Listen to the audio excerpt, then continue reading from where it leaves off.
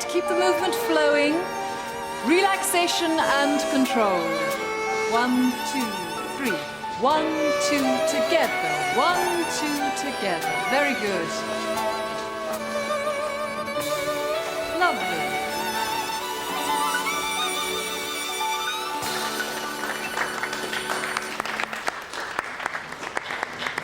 Thank you, well done. Same time next week. Your footwork really is impressive, Raymond. Thank you very much, Susan. I'm not honestly sure what you can be getting out of these classes. You're such an accomplished dancer already. There's always room for improvement, no matter what your level, wouldn't you say? I suppose so. Besides, there's the added pleasure of good company. Yours especially, if I may say so. Thank you. Listen, I've been meaning to ask you this for ages. There's a police dance tomorrow night at Ashfordley. I wonder if you'd care to come along as my guest. I'd like that very much. Thank you. Right. Till tomorrow, then.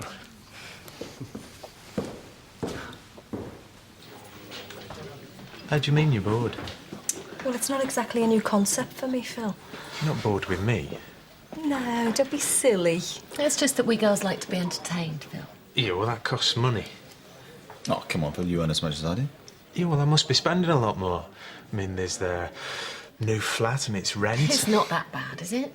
Well, let's just say it doesn't leave me with as much to spend on certain people as I'd like. So suppose the next round's on me, then, is it?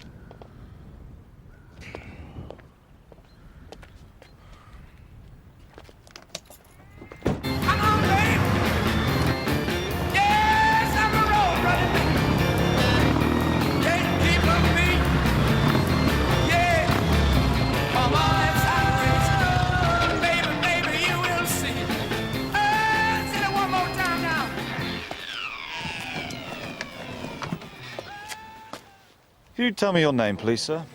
Richard Finley. Why didn't you stop? You must have seen me. I'm sorry, I'm late for a delivery. Wasn't that much over the speed limit, was I? Oh, I think we'll be the judge of that. Can I see your license, please? Haven't got it with me. Any other form of identification? No. Well, you'd better follow me down to the station then. Hadn't you?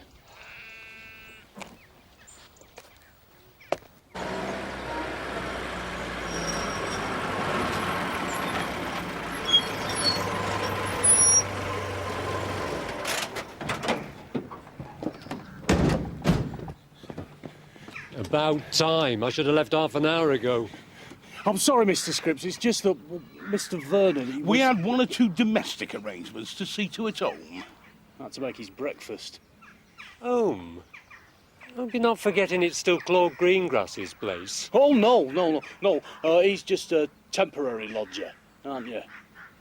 Of course I am. Right, well, I better get off to North Allerton. Bit off your patch, isn't it? Yes, but it's Maurice Barwick's funeral. He used to live in the village, moved up there when he retired. His widow won't have anyone bury him but me. Well, don't you worry, brother of mine. While you're away, we'll have this place running like a well-oiled machine. Yes.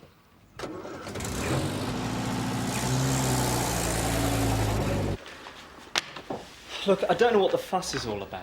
Well, then I'm obviously failing to make my point properly, aren't I, Richard? What point?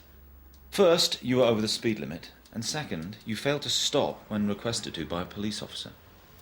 I've said I'm sorry.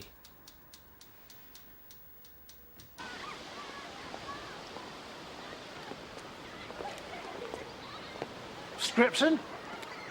Sorry, pal, he's popped up to North Allerton. Blast! Well, what am I going to do? My car's broken down. I think the petrol tank may have ruptured. Oh, good morning, Lord Ashfordley. Scripps knows that Bentley better than anyone. Lord. Well, I just have to find another mechanic. Just a minute, your lordship. Vernon Scripps. I'm Bernard's brother. I'm sure we can help you out. Really? It's my niece's wedding in a couple of days, and I'm giving her away, so I have to have the car back by then. Don't you worry. Actually, I'm a bit of a Bentley expert myself, you know. What a relief. Excellent. And, of course, you'll be very well rewarded for your work. Oh, service is the important thing to us Scripps. Now, where is the car exactly? Mrs. Finlay. Oh, Raymond. What can we do for you? It's about my son, Richard. His employer called me from the shop, said that you were holding him. Really? Oh, that'll be the lad on the speeding charge. I see. I hadn't realised there was a connection. Is he in serious trouble? No, not serious, no, but there has been a bit of a problem. Richard. Mum. What problem? Well, he was caught speeding and didn't stop when requested to. I have apologised, Mum. And it's clear to us that his apology is sincere. I should hope so too. So, what happens now? Will you be charging him? Well, under the circumstances, no. Thanks, Raymond. We're grateful. Oh, there's no need for gratitude, Mrs. Finlay. We're just doing our job. Well, until tonight then. Indeed. Indeed.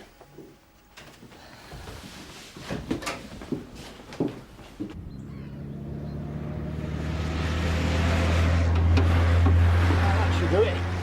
Right. Who wants to be Lord Ashfordley?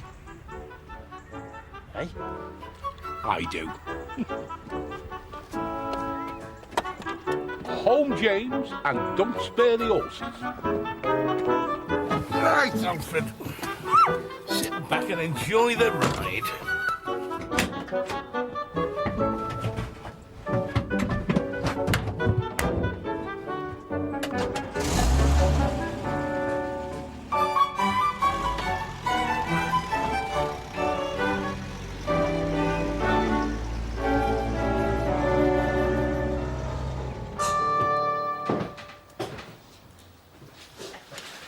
Do you reckon there's anything in it, then? Oh, judging how flustered Craddock was, I'd say definitely. Well, he's been on his own for ages now. Good luck to him, I say. Ventress, the registration number of Richard Finley's van. You wrote it down incorrectly. First letter should be P, not B. Well, it was moving at a fair old lick, Sarge. Well, nevertheless, it's a mistake. Mistakes of such kind can be crucial, which makes this letter all the more relevant. Sarge?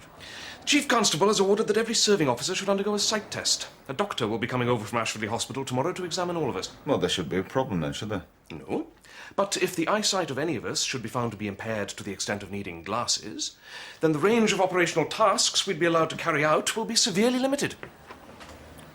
Does that mean that instead of being out and about in all kinds of weather, we'd be more or less confined to the station? Exactly. You wouldn't want that to happen to you, would you, Ventress? Oh, no, Sarge. Of course not. Good. Because I have an assignment for you tonight. Assignment? Don't worry. I won't be sending you into the lion's den alone. You can take Bellamy with you for extra protection.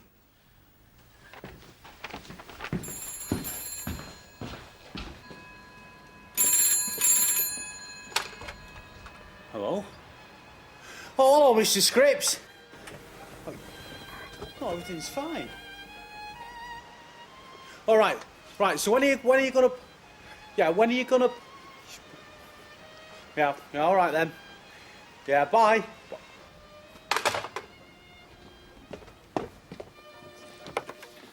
Look, it's Mr. Scripps. He's staying over in North Allerton for the night. It's Morris Barwick's widow. She's very upset and she's asked him to keep her company. So when's he back? What, he didn't say. Well, what about the Bentley? Oh, brilliant.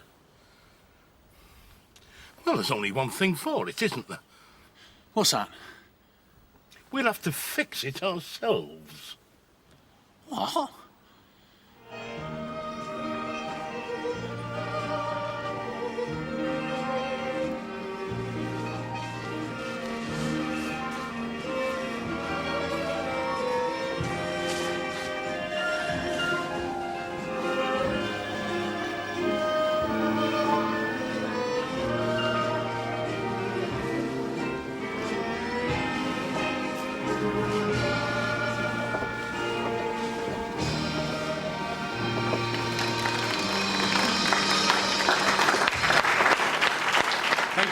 Thank you very much, ladies and gentlemen. Now, please take your partners for the foxtrot. You really are very good, Raymond. In fact, you could teach me a few things about dancing. If this is an attempt to make me stop coming to your classes, I warn you it won't succeed. Mr. Brexton? Ah, Sergeant, that was very graceful indeed. Thank you. I think he may have been talking about your partner, Sergeant Craddock, not you. Mr. Green, how are you? Keeping very well, thanks. Well, aren't you going to introduce us then? Of course, I'm so sorry. This is Susan Finlay, my dance tutor. Susan, this is Oscar Blaketon, owner of the Aidensfield Arms. And James Green, magistrate and businessman. Pleased to meet you, both of you. We haven't seen each other for a while. I think the last time must have been in court just before my retirement from the force. Indeed. Didn't expect to see you here tonight, Oscar. Oh, well, we publicans do manage sometimes to get a few nights away from the pumps. Well, it's nice to know there are other people here who aren't in the police. I was afraid I'd be the only one. Not the same thing with the police, of course. Excuse us. Excuse me.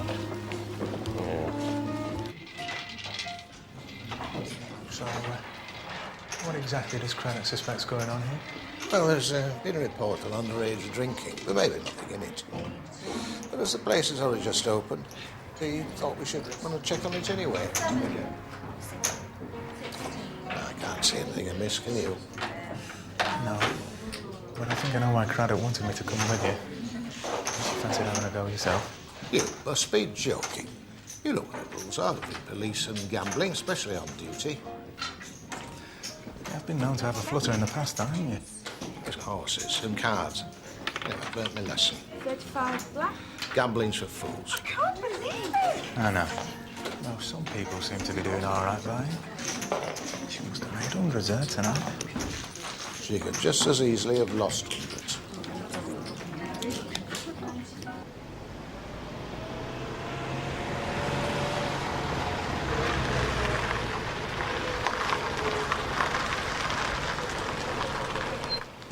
I haven't enjoyed myself so much in ages. Nor me, Susan. Your wife was a keen dancer then? Very. What happened? Oh, we grew apart. And you? He died. I'm so sorry. It was years ago. Could there ever be anybody else? Quite possibly. Perhaps you'd like to do this again soon. I'd like that very much. I'll see you to the door.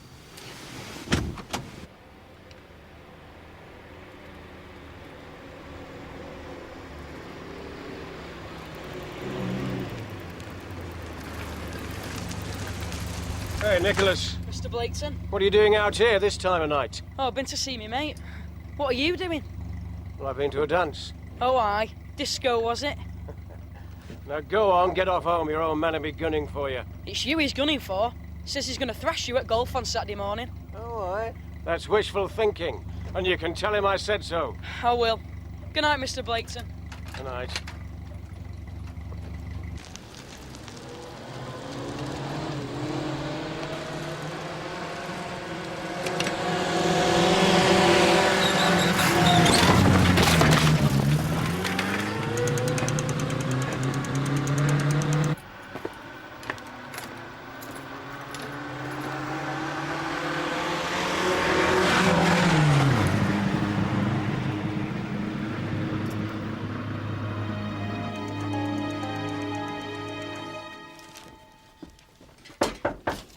I wonder who that can be. That'll be how Nicholas forgot his key again, I'll bet.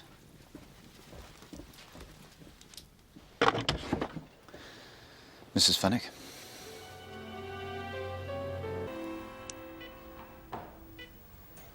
Well, is he any better? Well, we've stabilised his blood pressure and seen to all the superficial injuries. As yet, I'm afraid there's no sign of consciousness. Isn't there anything you can do? I'm afraid not. Look, it's awful, I know. But all we can do is wait.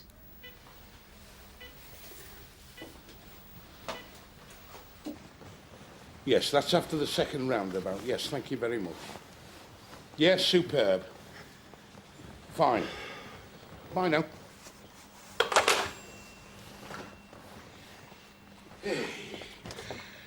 Right, I've tracked down a Bentley specialist over in Scarborough. He thinks he might have a tank. Now, I'm going over there now. You get this stripped down and ready, OK? Hey, don't you think we ought to phone Mr. Scripps? What for? His lordship's got the wedding tomorrow. We can't hang around waiting for Bernie to come back, can we? Now, get out and get a move on and get rid of that flipping dog.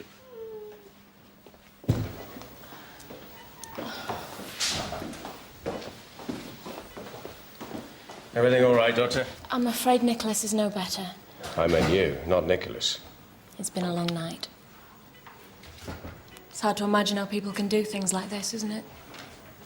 Knock a child off his bike and just drive away. Whatever the culprit was, I'm sure the police will pick them up pretty swiftly. Yeah, the police said you were able to give a good description of the car. Yeah, it was a cream-coloured Ford Anglia. Shouldn't be difficult to trace.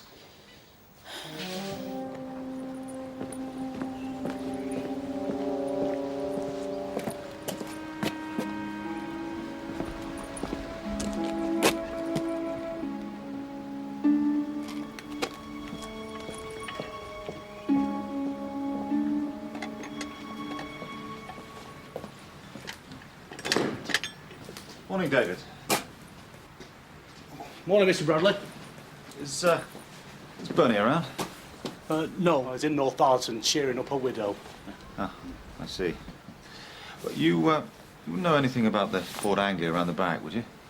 Oh, yeah, a lady brought that in this morning and she said she wanted it fixing as soon as possible. Well, I told her about Mr. Scripps and said we'd do it as soon as he got back and, you know, you stick it round the back out of the way. Did she give a name? Oh, yeah, she Oh.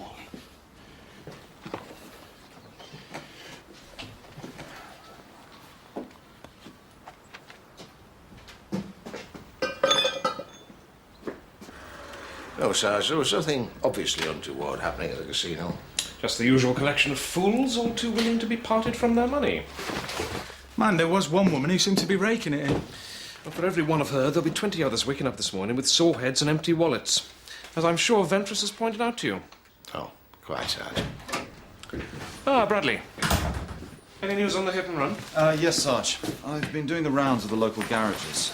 Someone brought a damaged Ford Anglia into Bernie Scripps' place this morning. And does it match Blaketon's description? Yes. Good. Who'd it belong to? Come on. Who'd it belong to? A friend of yours, Sarge. Friend of mine? Susan Finley.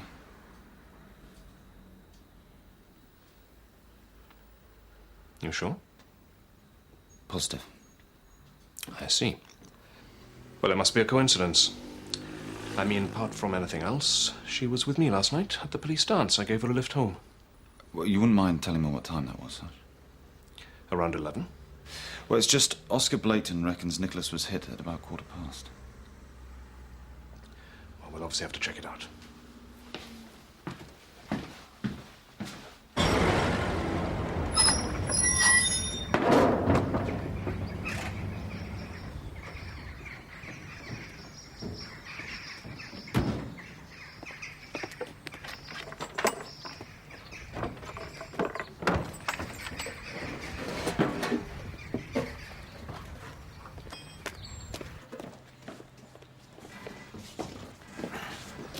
Right, we're in luck.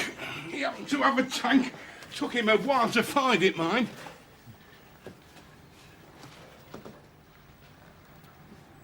What have you done? Well, it's what you were saying about stripping the car down. It was a lot easier than I thought, actually. You flaming idiot! I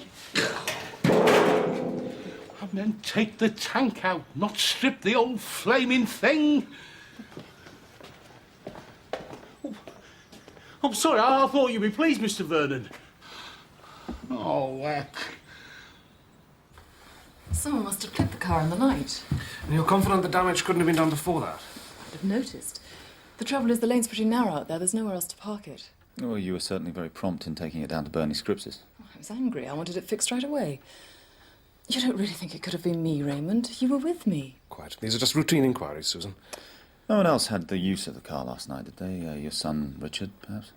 Richard was at home last night. And the car was definitely here when you got back, was it? I can't say that I positively checked, but yes, I assume it was. But if it's normally parked outside, it'd be difficult to miss it, wouldn't it? Yes, it would. I don't believe it was here, Susan. Perhaps we better have a word with Richard. Yeah. Yes, I know it's overdue, Mrs. Dobson. Yes. Yes, I know. No. I promise I'll sort it out in the next couple of days. Yes. Yeah. Bye.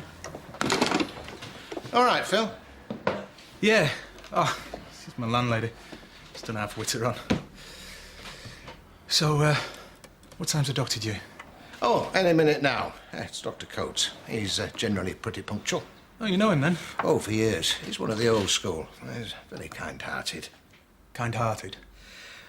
Well, I think if he had any doubts about my eyesight, he wouldn't want me to run risks any longer. If that's his prognosis, who am I to argue? Morning. What can I do for you? More a question of what I can do for you. Dr. Summerby, SHO at Ashfordley General. Well, we were expecting Dr. Coates. I know. First thing this morning, I'm told to report to ophthalmology because Dr. Coates is sick. Tomorrow it'll probably be brain surgery. So, who's first for the sight test? I've told you I was at home. All evening? Yes. Are you quite sure about that? Yes. Sergeant Craddock, my client has already been through all this. As far as I can see, you have no real case against him. We're not trying to make a case as yet, Mrs. Bradley. We're just trying to establish the facts. And the facts are, the only thing connecting him to the hit and run is that a car similar to his mother's was involved. Well, there are other factors to be taken into consideration. Well, such as? Well, for a start, he was caught speeding yesterday and he refused to stop when requested to by Constable Bradley. Well, that's not relevant. We think it may be. Well, I disagree. You have no evidence and no reason to doubt that Richard spent a quiet night in at home last night. We don't exactly have any reason to believe it. Why not? As you know, Richard, I dropped your mother off at the house last night. There was no light on. Maybe I'd gone to bed. Maybe. Well, I don't know, do I? And your mother's car wasn't there. If your mother wasn't in it, who was? I don't know. Does anyone else have access to the car? No. Then what other explanation could there be? That it wasn't my mum's car that hit that boy. There's paint on the car. It matches the colour of the bike exactly. How do you explain that? Tell us the truth. Richard? All right. All right. I was out with some friends last night. I went in the car. But I didn't hit that boy. I swear. And I thought I'd seen everything. Well, I'm sorry, but the interview room's in use. Don't worry. We junior doctors are used to improvising. Can you read the fifth line down for me? E-C-T. Oh, what was that? O? T-H-C. Oh, I'm sorry. When did you first notice there was a problem? Well, it's been gradual, really. It's very unfortunate, but I put it down to overwork myself. You see, I've been on the front line of policing, as it were, for a very long time now. Maybe a change of role within the station. Something a little more sedentary, perhaps? Exactly. Right. Let's try with these, shall we?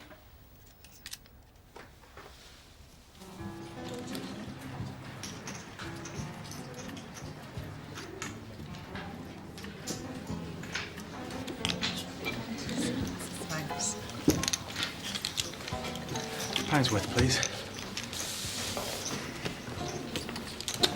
Hi. It's not your first time, is it? Well, actually, Don't worry. I'm a novice too. yeah? You must have made a bomb last night. Over £60. Flipping heck. So what's your lucky number? I'm going. I should go on a red number. My red. Just a feeling. No more bets? 7 red? Congratulations. Thanks. Don't thank me, the luck was all yours. So, you going to try again?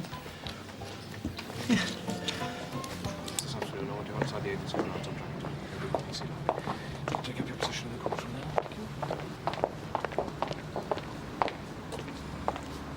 I hope you're very happy.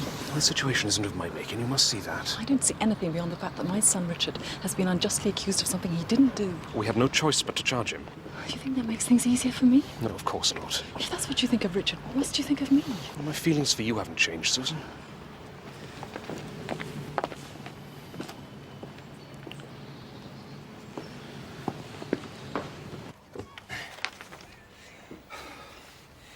You know, it's what I've often thought. What's that? Well, things come to pieces easier than they go back together again. Brilliant, David. Thank you. Do you know, I'm surprised Claude Greengrass didn't take you with him to the West Indies. Right. Know all the bits lying around, over? Oh, well, that's it. Get in and see if it starts. Morning. All ready, I trust? Absolutely, your lordship. Good. How much do I owe you? Well, 50 cover it. Oh, thank you very much.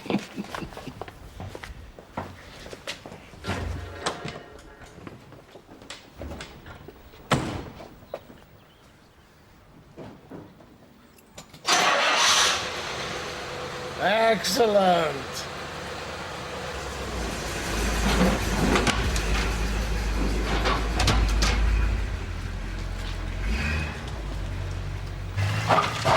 Flaming heck, what a relief. I think a little celebration's in order. Or a big one. Now, let that be a lesson to you, David. Thoroughness. That's the secret of being a successful entrepreneur. Fortunately, it comes naturally to us Scripps.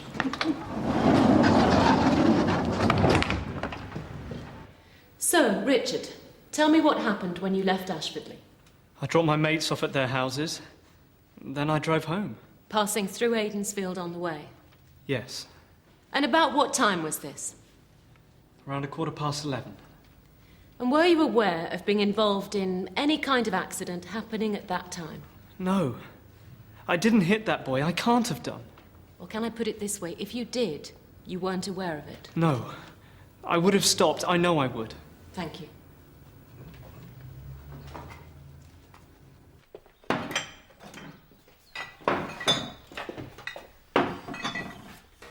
Phil! What are you doing here this time of day? Just passing by. Thought I'd do a few routine checks, make sure there's no underage drinking and such like. Come on, what do you really want? I think you know the answer to that. Phil, I'm busy.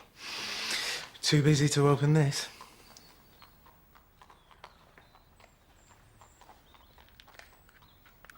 Phil? It's lovely. Thought you'd like it. How did you afford this? Well, I was, What with your rent and everything? I was tidying some stuff away last night and found a building society book, you know, an account I opened a few years ago. Well, I forgot about it and there's quite a bit in there. Well, it's really kind of you. But don't go spending any more of it on me, will you? I'll try not to. Can't make any promises, though. Come here. Oh, thank you. My client admits that he was driving in the area at the time of the accident. He is even prepared to acknowledge that there may have been a collision between the car he was driving which caused Nicholas to be thrown from his bicycle. But the point is, he wasn't aware of it. Now, if the damage had been to the front of the car, it may have been possible to presume that my client had seen Nicholas on his bicycle. But as the police have acknowledged, the damage was to the rear of the car. We have heard from a witness, Mr. Blaketon, who apparently saw the car speeding away from the scene, but he didn't actually see it happen. Now, it's quite possible, and in fact I would say likely, that Nicholas himself approached the junction too fast, clipped the back of the car and was thrown from his bicycle, all without Richard's knowledge. Now, as you know, a driver cannot be deemed to have left the scene of an accident unless he knew that there had been an accident. I would therefore ask you to find my client not guilty as charged.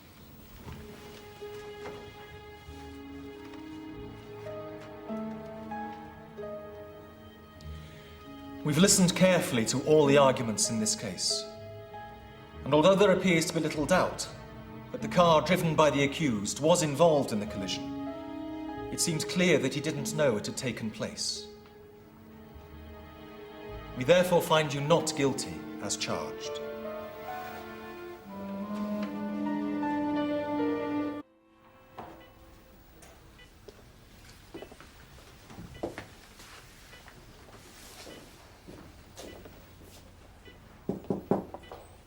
Mr. and Mrs. Fenwick.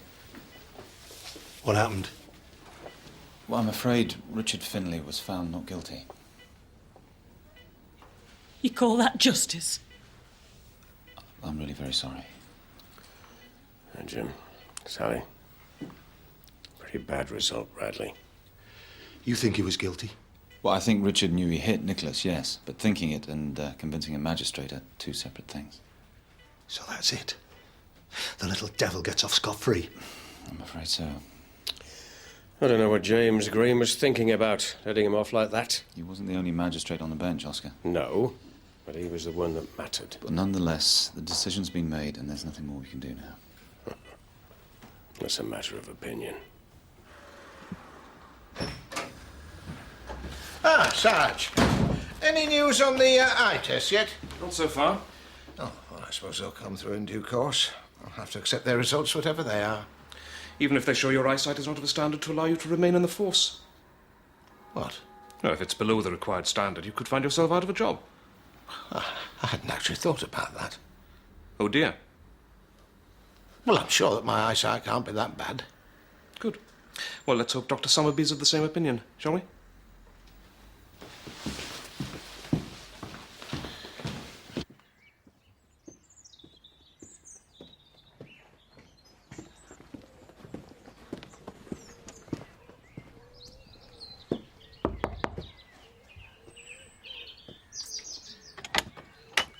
Ah, Mrs. Finlay, I'd like to speak to your son. He's not here. Not back at work already, surely? With his friends, what's it to you? What it is to me, Mrs. Finlay, is a teenage boy's in hospital fighting for his life. And your son... My son was found not guilty. There's legal guilt and moral guilt. Two completely different things. And you think you're the man to be judge of either? I might just be that. I've nothing to say to you, Mr. Blaketon. Now, please leave us both alone.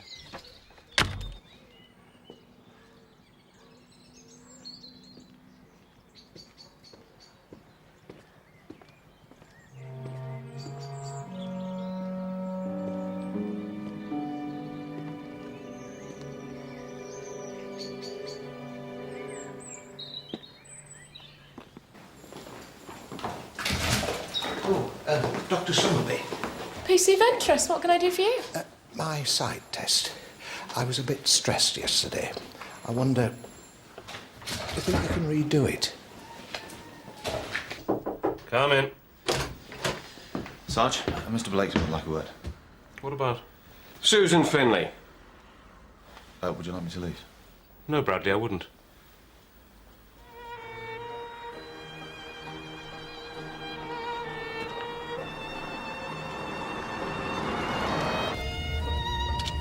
How are you feeling? Nervous? A little. You look beautiful. I don't know how to thank you, Uncle. It's all so perfect. I'm afraid I fail to see any particular significance in the fact that James Green should have chosen to visit Susan. On the same afternoon that her son appears before him in court. For all I know, they could be friends. It's quite possible. Perhaps even close friends.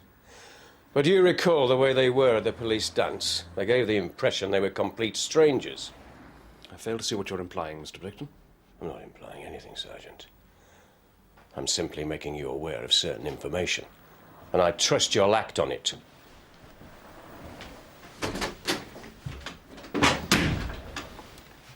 But if the case is closed, Sarge, is there really anything we can do? I think you know the answer to that, Bradley. I can't afford to let my personal feelings for Mrs. Finlay cloud the issue. If Richard got off because of some special influence Susan has over James Green, we need to look into it. Yes, Sarge. Find out if there's any connection, would you?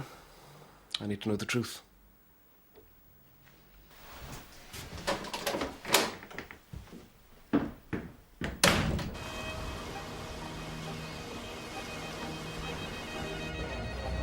What's going on?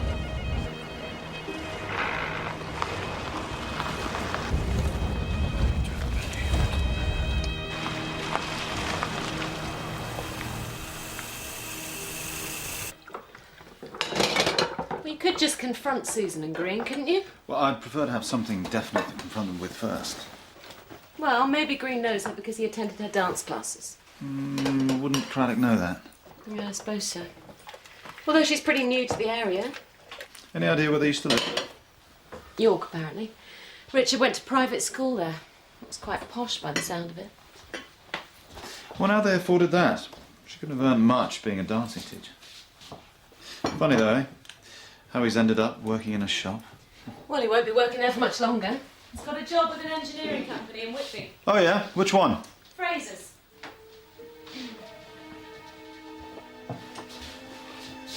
That's run by James Green. Thank you so much. I'll see you later.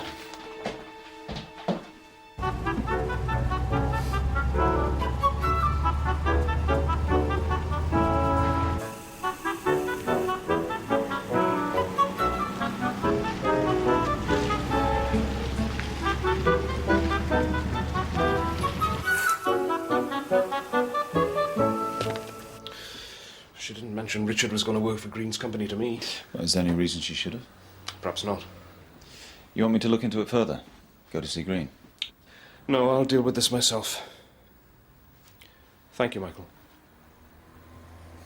Sarge.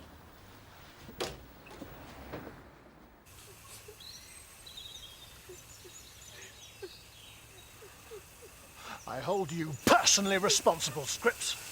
I've just come from Northallerton. I don't care where you've been. But if we are not at that church in 10 minutes, I shall sue you for the entire cost of a cancelled wedding.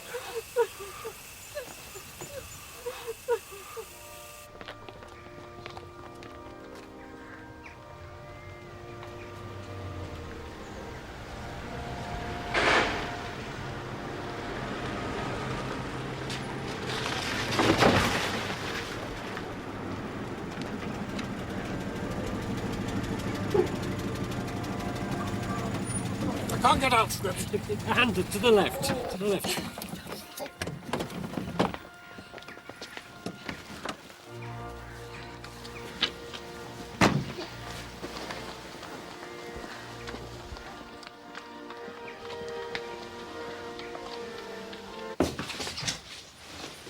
You've got 20/20 vision.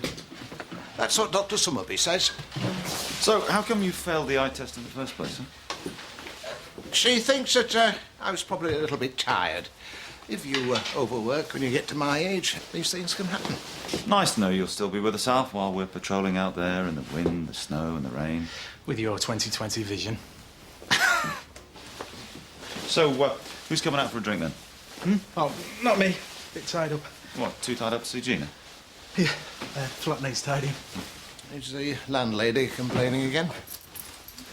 Yeah, yeah. Look, yeah, tell Gina I'll see you later. All right, see you later. Yeah.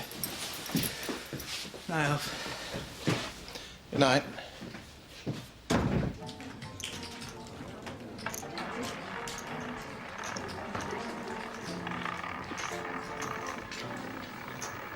No more bets? 4 black. Dear, oh dear. I'm sorry, love. Perhaps you best start choosing your own number, sweetheart. Perhaps.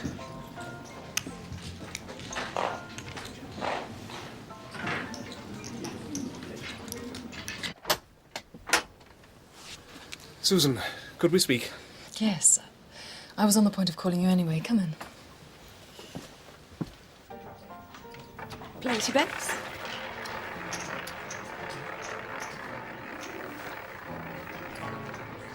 No more bets?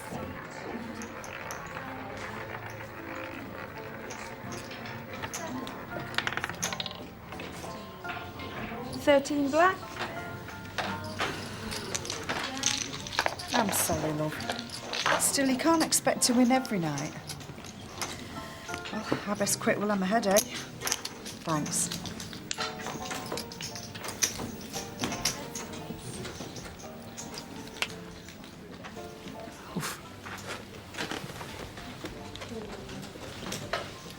Terrible myself. I can see that. I've lost a small fortune. I was behind with the rent and Jimmy needed... Look, it doesn't matter why. You're not supposed to. If a copper gets into debt, he lays himself open to bribery. Don't need a lecture, Alf. What am I going to do? Just follow me.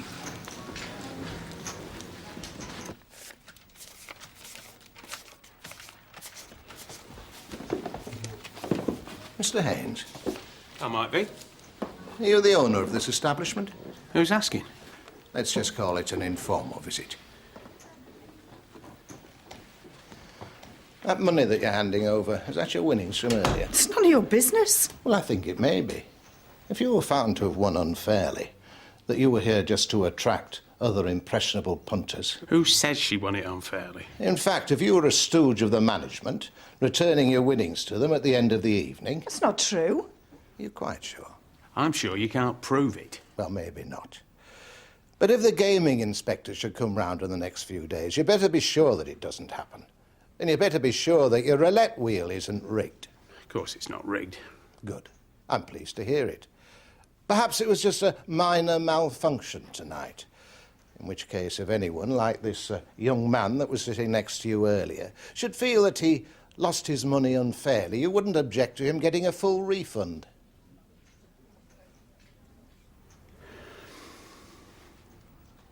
I wanted to apologise. What happened with Richard wasn't your fault. You were only doing your job. I did try to explain that. I was angry, worried for Richard. But I should have tried to understand your point of view. Well, you understand it now. I'm grateful for that, at least. And if you felt able to accept my apology, I'd really like to see you again. What is it? If you'd asked me that earlier on today, I'd have said yes without any hesitation. So, what's happened? James Green.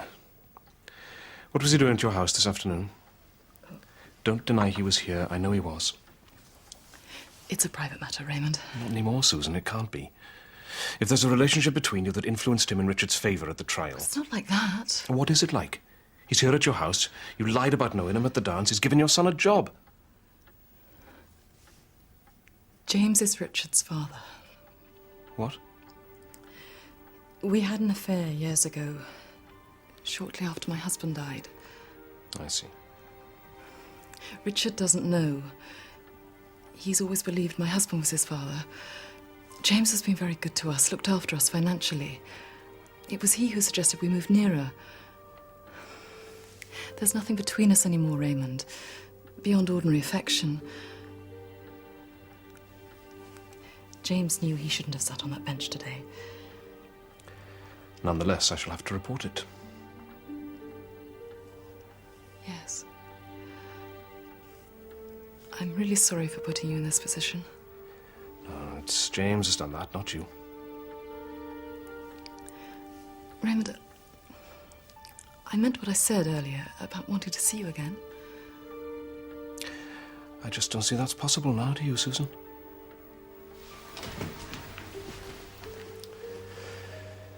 Good night. Night.